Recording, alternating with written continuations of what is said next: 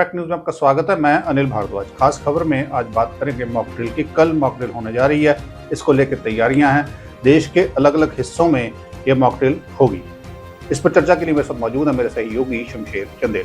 तो शमशेर जी, mock drill की तैयारियां हैं, पूरी हालात जो हैं लोगों को लग रहा है कि क्या होने वाला है। ये इस तरह की चर्चाएं हर जगह चल रही हैं, क्या हो रहा है, क्या होना है, क्या कब होगा।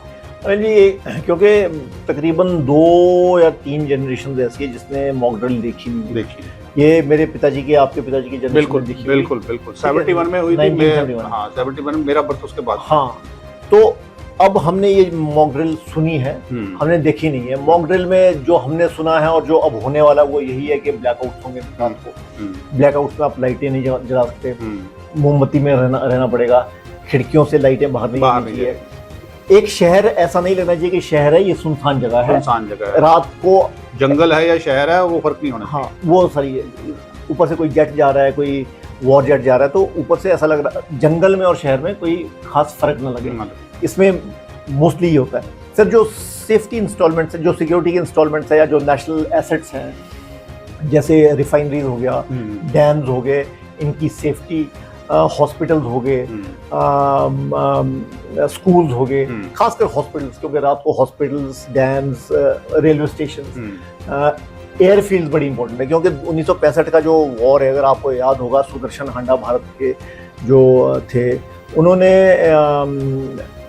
पाकिस्तान के तकरीबन 4-5 एयरफील्ड उड़ा दी थी 1965 की।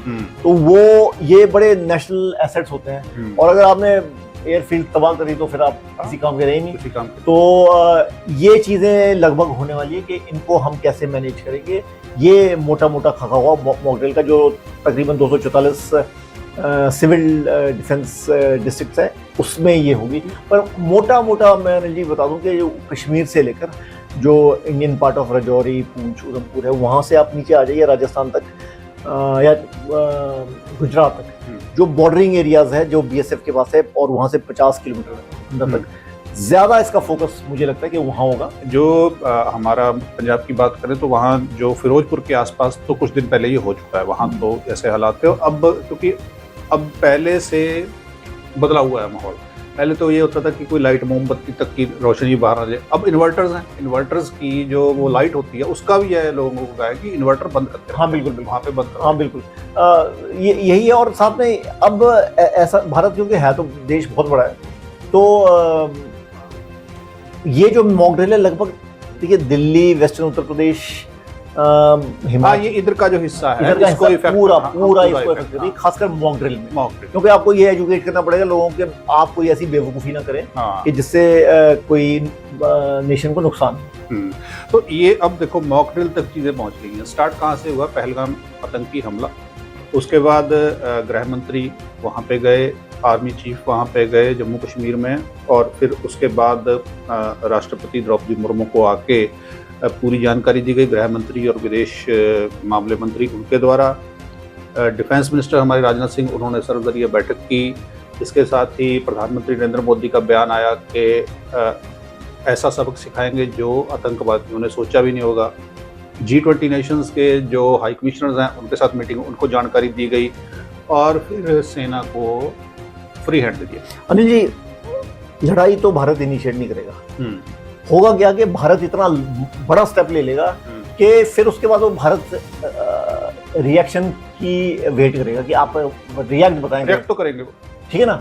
फिर उसके बाद जो भी होगा वो होगा, पर जो शुरू में बात होगी वो शुरू में अटैक नहीं होगा, कुछ और होगा, कुछ और होगा, और जो वो किसी को पता ही नहीं है। हाँ, वो किसी को पता नहीं, वो जो भी कुछ और होगा वो बड़ा होगा, वो इतना बड़ा होगा जो उन्होंने कहा। वो सर्जिकल स्ट्राइक उड़ी के बाद जो हुई वो, और जो पहलगाम के बाद जो बालाकोट, पुलवामा के बाद जो बालाकोट एयर स्ट्राइक हुई, वो उससे बड़ा होगा और बड़ा कॉन्सिक्वेंशियल होगा।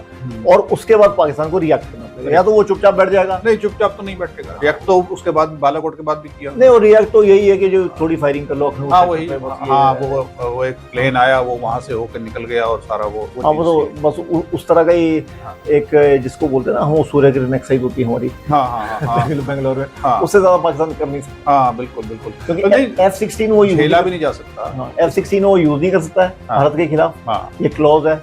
और उसके अलावा उसके पास कोई बहुत ज़्यादा बैटल रेडी सामान है नहीं है। परमाणु की वो एक परमाणु की धमकी देते हैं, वो तो कारगिल के समय भी उनके पास वो था।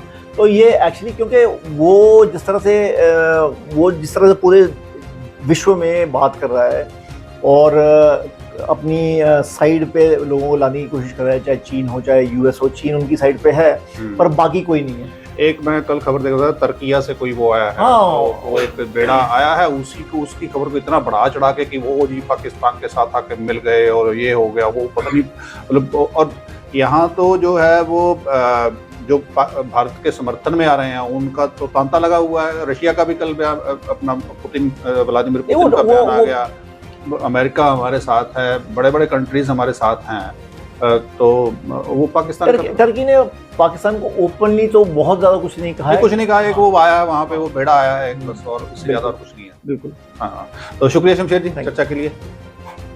खास खबर में आज इतना ही। आप देखते रहिए फैक्ट न्यूज। धन्यवाद।